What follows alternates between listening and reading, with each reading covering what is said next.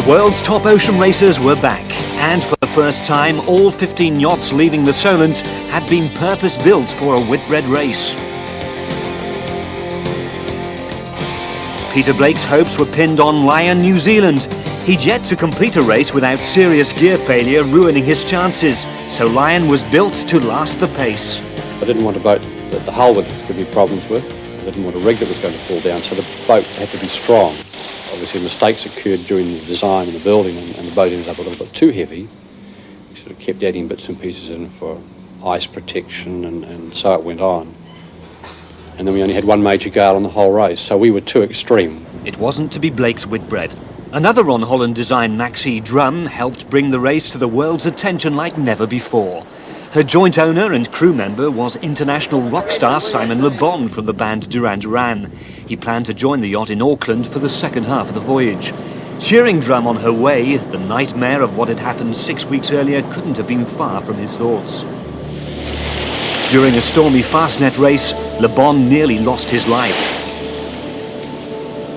Drum's keel fell off and she capsized, trapping the singer and 5 others in an air pocket. Luckily, someone on shore alerted the Coast Guard and all were rescued. Drum had been repaired in the nick of time, but 20 minutes into the race, the spinnaker split. A minor hiccup, but it may have left just a few crew wondering if the boat was jinxed.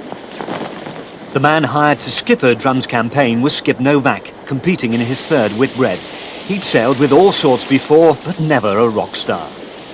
I thought it was a high-risk situation in the beginning when I first heard about it, especially when I met Simon for the first time. His rock star get-up, but it all transpired to be very enjoyable indeed. He was a very intellectual sort of guy, and when he was with the crew on the sailboat, he really was a different person, I think, and I think he really enjoyed that a lot, not having to put on airs possibly that he has to do when you're a rock star.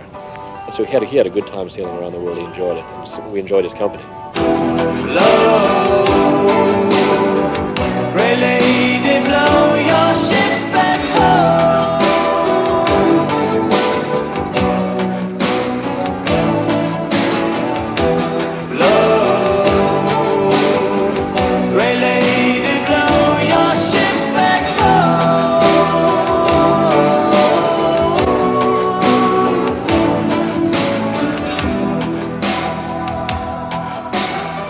On a slower boat bound for Cape Town was a young woman who would herself achieve near pop star status in the next Whitbread as skipper of Maiden, Tracy Edwards.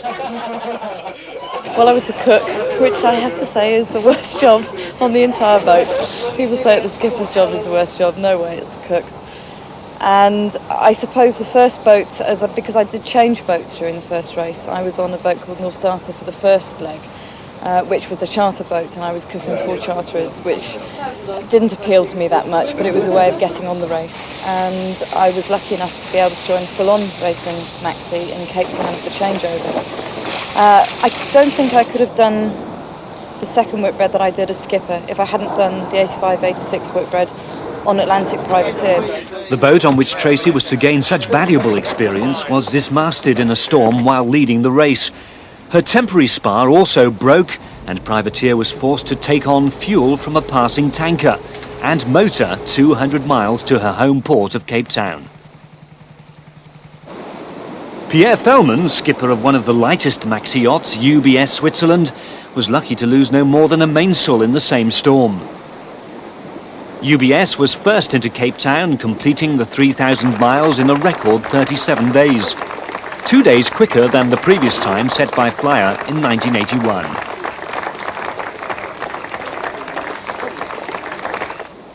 First on handicap was the French boat L'Esprit d'Equipe, only 58 feet long and with a 9-man crew. For the next leg to Auckland, Blake had been banking on the roaring 40s to blow his Lion New Zealand home in style at the head of the fleet. But the wind never roared, and neither did Lion. It was a calm passage compared to what the Southern Ocean usually dishes out. Not without incident, though. With about 600 or 700 miles to go into Auckland, we had a whale got caught underneath us.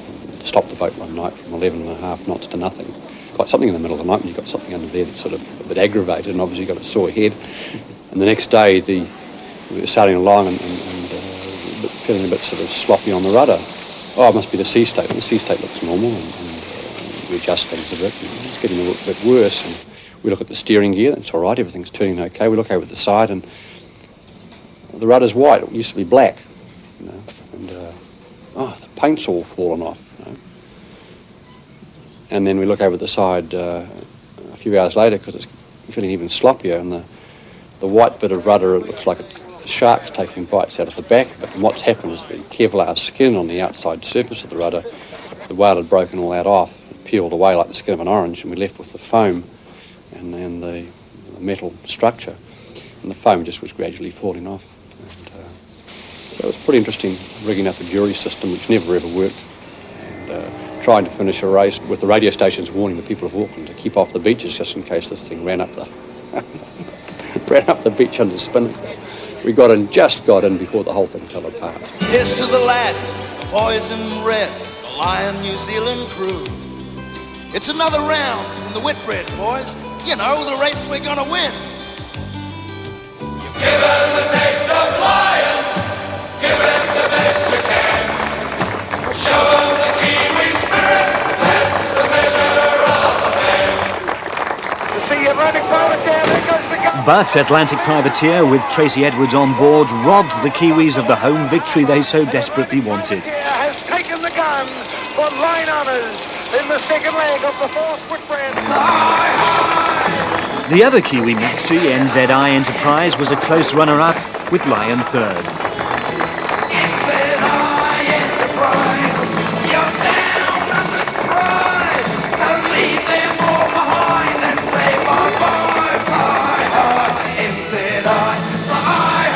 NZI didn't fly for much longer. 5 days out of New Zealand on leg 3, she was dismasted and gave up the ghost. Meanwhile, on drum, Simon Le Bon, who joined the race at Auckland, was getting used to the prospect of 5 weeks at sea with no special privileges. Just one of 18 crew taking on the vast Southern Ocean. In a race like this, there's no such thing as a good night's sleep. You're on watch for 4 hours, and you sleep for 4 hours, and then you're on watch again for 4 hours.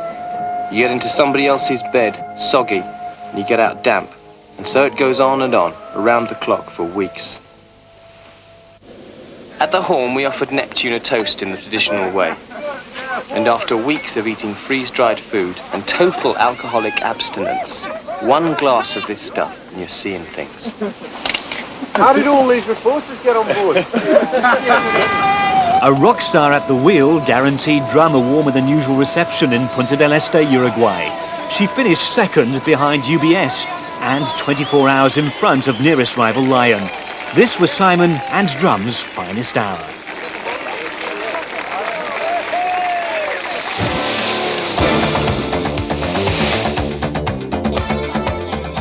The race was on to finish ahead of Lion New Zealand by 18 hours or more and snatch second spot from Peter Blake.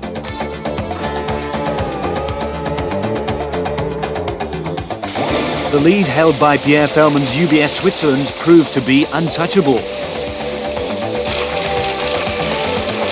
It was third time lucky for the Swiss skipper.